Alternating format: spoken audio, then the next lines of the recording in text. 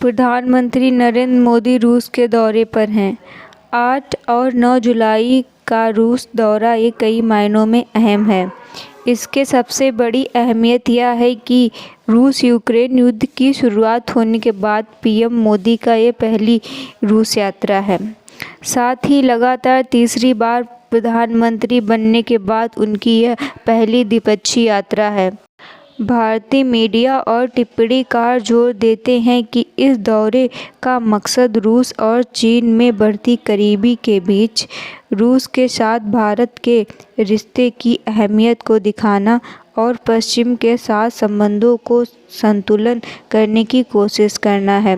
रूस अखबारों का कहना है कि अपने पहले के दोनों कार्यकाल में मोदी जी चुनाव के जीत के बाद अपने पहले विदेशी दौरे के लिए पड़ोसी देशों को चुना था, लेकिन इस दौरान मौजूदा राजनीतिक वास्तविकताओं का प्रतिबिंब है।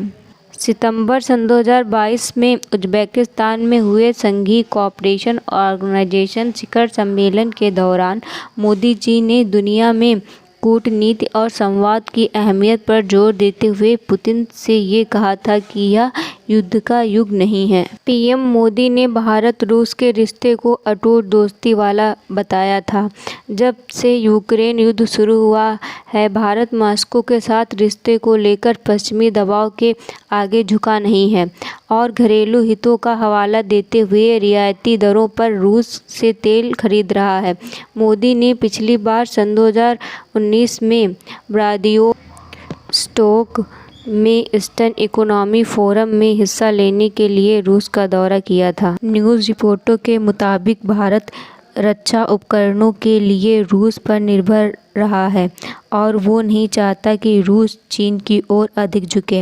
अंग्रेजी अखबार द हिंदू ने लिखा, यूक्रेन युद्ध व्यापार रूस पर प्रतिबंध के चलते भुगतान के मुद्दे को हल करने के लिए रक्षा हार्डवेयर की आपूर्ति प्रस्तावित चेन्नई व्लादिवोस्टोक मैरीटाइम्स कॉरिडोर में निवेश और प्रमुख मिलिट्री लॉजिस्टिक एग्रीमेंट पर बातचीत होने की उम्मीद है। यूक्रेन युद्ध में रूस की ओर से लड़ रहे भारतीयों का संवेदनशील मुद्दा अभी इस बातचीत में शामिल होने की संभावना है। रूस में भारतीय के पूर्व राजदूत रहे वेंकटेश वर्मा ने द हिंदू से कहा कि कोविड के कारण और अंतर्राष्ट्रीय परिस्थितियों में तेजी से आ रहे बदलाव के बीच ये जरूरी होगा कि भारत और रूस अंतर्राष्ट्रीय जगत की इस धारणा को गलत साबित करें कि उनके आपसी संबंध में किसी तरह की गिरावट आ रही है। दोनों पक्षों के बीच राजनीतिक समझदारी को फिर से रिचार्ज करना भी बहुत ज़रूरी था। हिंदी अखबार नवभारत टाइम्स के एक लेख में लिखा है कि इस दौरे का सबक ये है कि भारत अभी भी मध्यमार्ग अपनाने के लिए तैयार है और किसी के दबाव में या किसी एक कैंप में शामिल नहीं होने वाला। भारत ने स्पष्ट किया कि वो वाशिंगटन और मॉस्को दोनों से बात करेगा।